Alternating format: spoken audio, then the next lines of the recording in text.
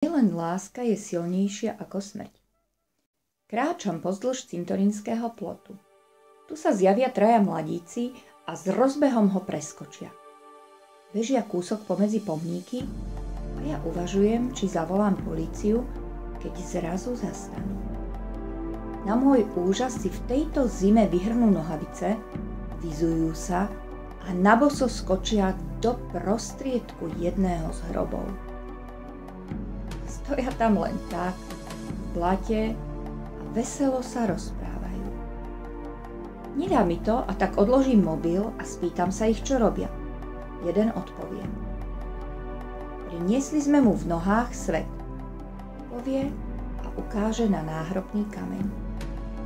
Vysvetlo, že sú to horolezci, ktorí spolu liezli. No a tento jeden už nemôže.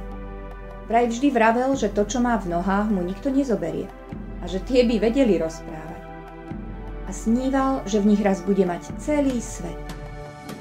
Tak jeho priatelia vymysleli, že kamkoľvek bez neho vylezú, prejdú sa tam naboso a potom to priateľovi proste prinesú.